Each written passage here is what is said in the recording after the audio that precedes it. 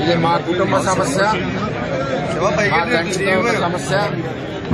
చంద్రబాబు నాయుడు గారి పిల్లలు పార్టీ యొక్క ఇబ్బందులు, మరి ఇక్కడ కార్యకర్తలు ప్రవర్తించడం వలన జరిగే నష్టాలు,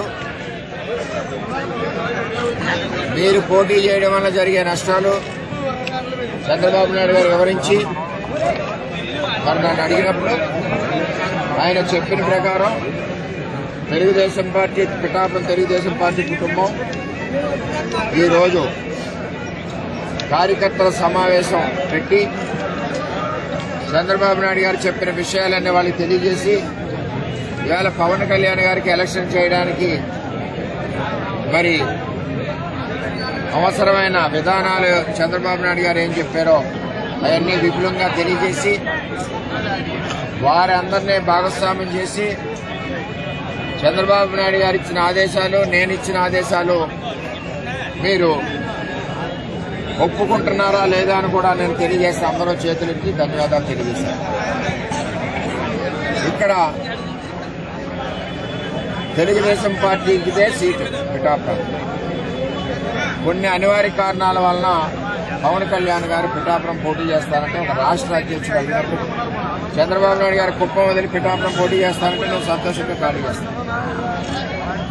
మనతో పొత్తులో ఉన్న రాష్ట్ర అధ్యక్షుడు పవన్ కళ్యాణ్ గారు అడిగారు కాబట్టి దానికి నేను ఇవ్వడం జరిగింది. మీరు నాకు తెలియజేయలేదని నాకు మనసు బాధపడింది.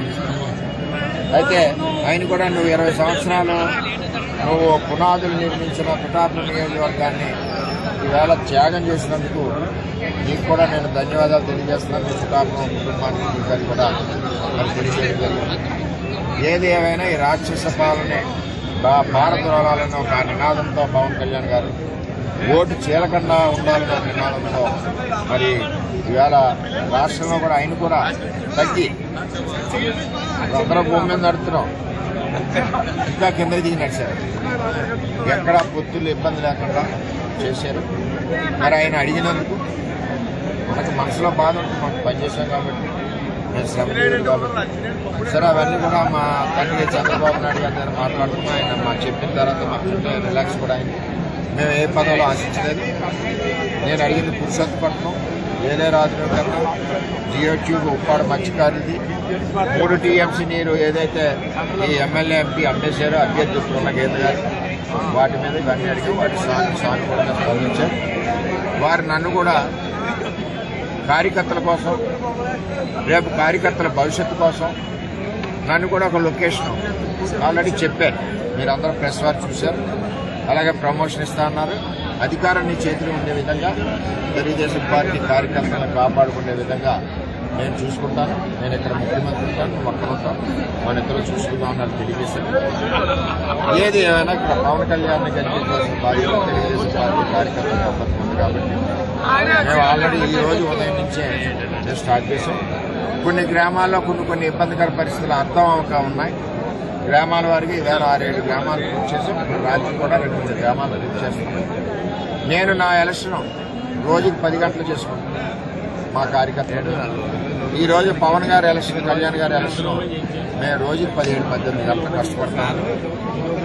ఈ ఎలక్షన్లో కూడా నేను చంద్రబాబు నాయుడు గారు చెప్పడం జరిగింది, ఫ్రీ హ్యాండ్ స్వేచ్ఛగా నాకు స్వేచ్ఛ ఇస్తే నేను ఆయన గౌరవంగా ఆయన స్థాయి తగ్గట్టు మెజార్టీ తీసుకొచ్చి నేను గెలిపిస్తాను కూడా నేను తెలియజేశాను. స్వేచ్ఛకు భంగం కలిగే విధంగా కొన్ని డెసిషన్ తీసుకోవాలి. నేను 6 గంటలకు వస్తా ఫీల్డ్, ఎవరో ఇంకోడెవడో 10ంటికి వస్తే నేను అతని గురించి వెయిట్ చేయను.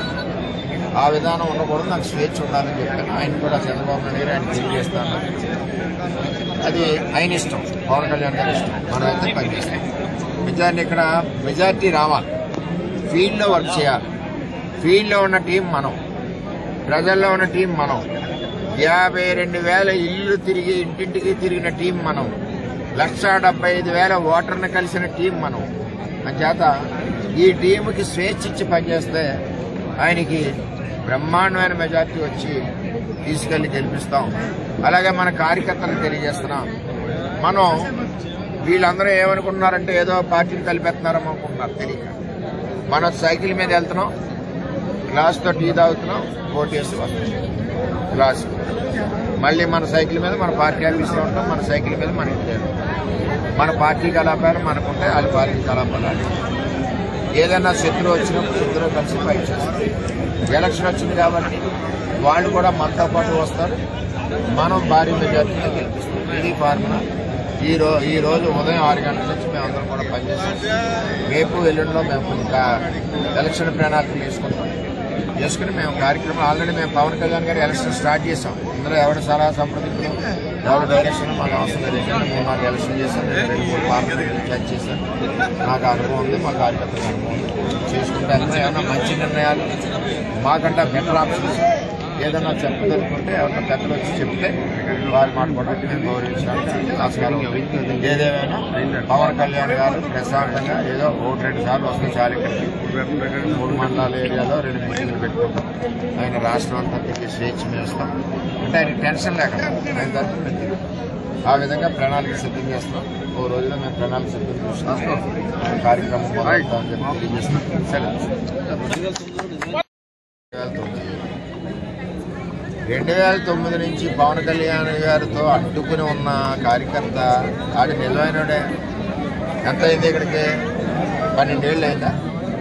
12 ఏళ్ళు పవన్ కళ్యాణ్ గారు పైకి ఎదగాలి, పార్టీ పోగాలన్న పోరాడిన కార్యకర్త నిజంగా ఉన్నాడంటే వాడు మరి దేవుడితో సమానమే. నేను ఆ టీంని అందుకే లైక్ చేస్తా. వాళ్ళందరూ ఉంటారు, పోలీస్ స్టేషన్లో పెట్టారు అన్నయ్య గారు అంటారు. నేను అసలు పోలీస్ స్టేషన్కి వెళ్ళాను, వాళ్ళ గురించి వెళ్ళాక మళ్ళీ ఆడు నా సోషల్ మీడియాలో పెట్టి నన్ను తిడుతున్నాను. నాకు అర్థం లేదు. అంటే ఆడెవడో తీసుకొచ్చినాడు లేటెస్ట్ చెప్తున్నాను. పాత వాళ్ళు ఎవరు కార్యకర్తలు ఉన్నా కాపాడుకోవాలని వాళ్ళు ఆలోచన చేదంటే నేనేమన్నానంటే వాళ్ళైతే సిన్సియర్ పర్సన్స్, నిస్వార్థ పనులు పవన్ కళ్యాణ్ గారు రావాలని చెప్పి మనుషులు. మరి అటువంటి వాళ్ళని మనం అప్రిషియేట్ చేయకపోతే కూడా తప్పేది. మా దగ్గర ఉన్నారు 20 ఏళ్ళ నుంచి ఉన్నారు కార్యకర్తలు, వాళ్ళందరినీ గౌరవించుకుంటాం.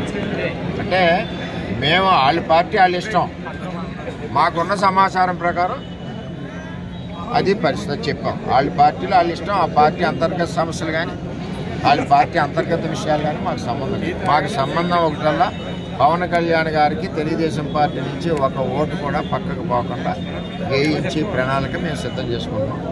అదే మాకు గ్రామాల్లో మాతో పాటు కలిసి వచ్చి జనసైకిళ్ళందరినీ కూడా మేము కలుపుకొని మేము ముందుకెళ్తాం. అంతేగాని ఈవేళ నిన్న మొన్న వచ్చి మా ఎలక్షన్లు పాడు చేసి మమ్మల్ని తిట్టిన వాళ్ళు, వాళ్ళు తిట్టిన వాళ్ళు, మా కార్యకర్తలు తిట్టిన వాళ్ళని ఎదుర్కొనడం భావ్యం కాదు. పెట్టినా మా పని మేము చేసుకుంటాం. అది వాళ్ళకి చెప్తారు. ఏదేమైనా అత్యధిక మెజార్టీ పవన్ కళ్యాణ్కి తెలుగుదేశం పార్టీ ఇచ్చి గెలిపిస్తే చంద్రబాబు ఏదైతే ఆదేశాలు ఇచ్చారో మా తండ్రి సమానులు ఆయన ఆదేశాలు తూచా తప్పకుండా మేము పనిచేస్తాం. అలాగే మా కార్యకర్తలందరినీ కూడా గుండెల్లో పెట్టి చూసుకుంటాం. అన్ని రకాలుగా గౌరవించుకుంటాం, అన్ని రకాలుగా ఆదుకుంటాం, అన్ని సమస్యలు సాల్వ్ చేస్తాం. అన్ని లబ్ధిలో వచ్చి కూడా అన్నీ వాళ్ళకి చెంది అన్నీ కూడా మేము చేస్తామని చెప్పి తెలియజేస్తాం.